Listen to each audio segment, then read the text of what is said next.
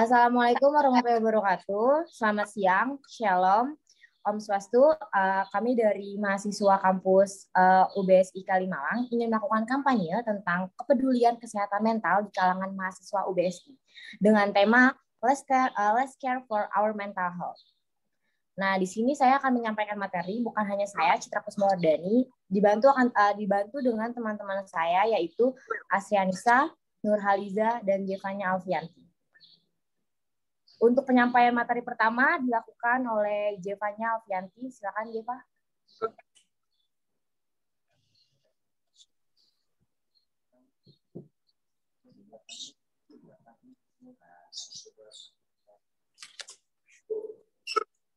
Apa itu sehat?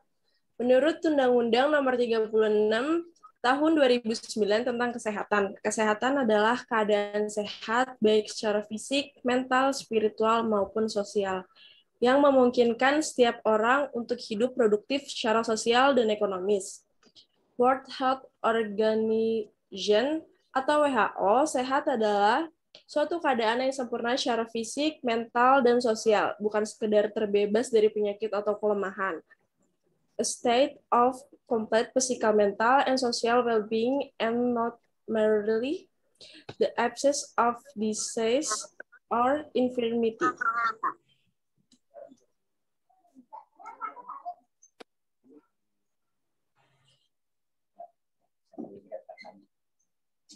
Nah, di sini selanjutnya dilanjutkan oleh saya sendiri, Citra. Siapa sih anak remaja itu? Nah, di sini tuh remaja itu dapat dikelompokkan dari usia 10 sampai 18 tahun. Nah, di mana masa remaja merupakan masa yang kritis dalam siklus perkembangan seseorang. Di masa ini nih, banyak terjadi perubahan dalam diri seseorang sebagai persiapan memasuki masa dewasa. Remaja tidak dapat dikatakan lagi sebagai anak kecil, namun ia juga belum dapat dikatakan sebagai orang dewasa. Hal ini terjadi oleh karena di masa ini penuh dengan gejolak perubahan baik perubahan biologi, psikologik, maupun perubahan sosial. Di dalam keadaan serba tanggung ini seringkali memicu terjadinya konflik antara remaja dengan dirinya sendiri, yaitu konflik internal maupun konflik lingkungan sekitarnya ataupun konflik eksternal.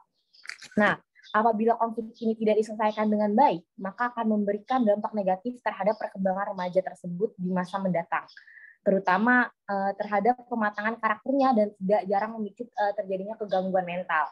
Di sini tuh ada cara untuk mencegah terjadinya dampak negatif tersebut.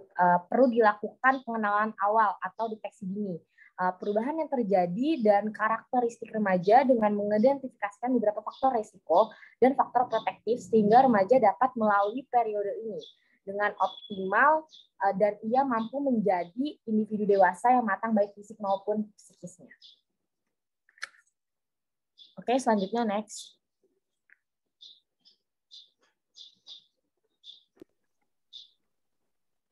Oke, di sini saya akan menjelaskan perubahan perilaku dan kondisi lingkungan merupakan kunci mencapai status kesehatan. Kondisi kesehatan seseorang dipengaruhi oleh 4 faktor, yaitu perilaku, lingkungan, pelayanan kesehatan, dan genetik. Dan perilaku ini mengambil dari 35% dan lingkungan 40%, pelayanan kesehatan 20%, dan genetik 10%. Jadi, dari 4 faktor itu mempunyai 2 faktor yang dapat ditingkatkan dengan pembiasaan atau intervensi dan lebih efektif jika dilakukan sejak dini atau usia sekolah dan remaja. Dan 80% anak usia sekolah dan remaja yang ada di Indonesia berada di sekolah. Selanjutnya dilanjutkan oleh Nurhaliza.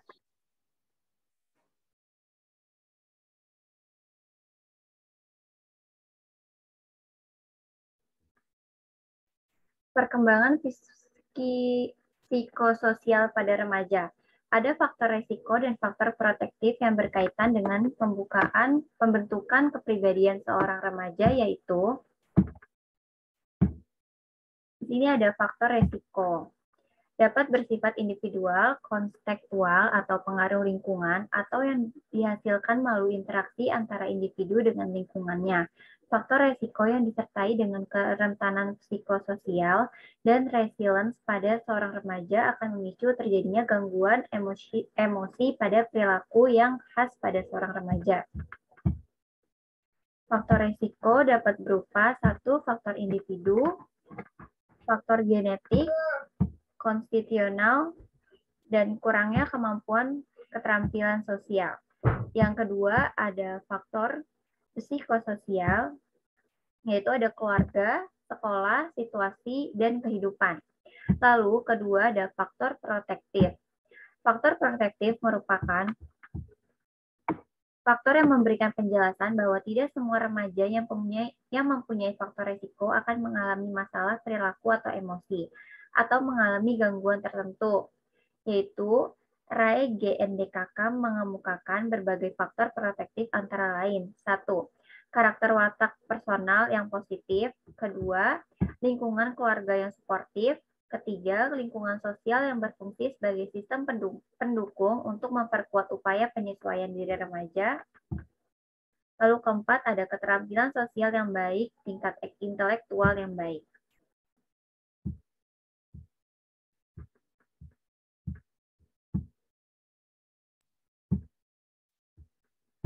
Masalah aktual kesehatan mental remaja saat ini. 1. Perubahan psikoseksual, produksi hormon testosteron, dan hormon estrogen mempengaruhi fungsi otak, emosi, dan dorongan seks dan perilaku remaja. Yang kedua, pengaruh teman sebaya. Kelompok teman memiliki peran dan pengaruh yang besar terhadap kehidupan seorang remaja. Yang ketiga, perilaku beresiko tinggi. Remaja kerap berhubungan dengan perilaku beresiko tinggi sebagai bentuk dari identitas diri. Yang keempat, kegagalan pembentukan identitas diri. Menurut J. Piaget, awal masa remaja terjadi transformasi kognitif yang besar menuju cara berpikir yang lebih abstrak, konseptual, dan berorientasi masa depan. Yang kelima, gangguan perkembangan moral. Moralitas adalah suatu konformitas terhadap standar hak dan kewajiban yang diterima secara bersamaan. Apabila iklan dua standar yang diterima bersama tetapi saling konflik, maka umumnya remaja mengambil keputusan untuk memilih apa yang sesuai berdasarkan hati nuraninya. Yang keenam, stres di masa remaja. Banyak hal dan kondisi yang dapat menimbulkan tekanan stres dalam masa remaja.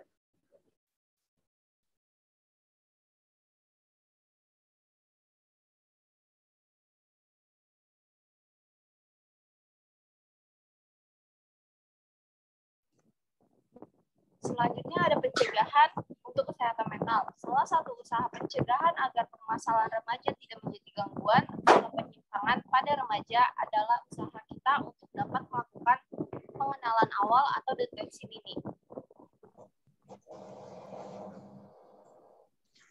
Tidak ada metode pencegahan yang sempurna yang dapat diterapkan untuk seluruh populasi. Populasi yang berbeda memerlukan tindakan pencegahan yang berbeda pula. Pembagian metode pencegahan adalah sebagai berikut. Yang pertama, pencegahan universal, ditujukan untuk populasi umum baik untuk keluarga maupun anak. Yang kedua, pencegahan selektif, ditujukan bagi keluarga dan anak dengan resiko tinggi. Resiko tersebut dapat berupa resiko demografis, lingkungan, psikososial, dan biologis. Yang ketiga, ada pencegahan terindikasi, ditujukan terhadap kasus yang mengalami berbagai faktor resiko dalam suatu keluarga yang disfungsional.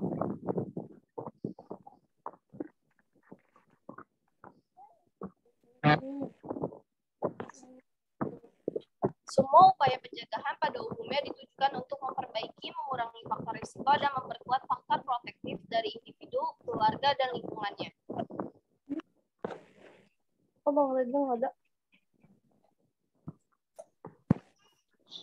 Sekian kampanye yang kami sampaikan kepada rekan-rekan, teman-teman sekalian. Kami harap apa yang kita sampaikan bisa membuat kalian merasakan apa yang harus kita cegah dalam di masa remaja ini, karena kan banyak banget nih remaja-remaja sekarang yang kesehatan mental terganggu itu oleh kerjaan, lingkungan atau apapun. Semoga yang kita sampaikan bermanfaat ya semuanya. Terima kasih semuanya. Selamat siang. Assalamualaikum warahmatullahi wabarakatuh.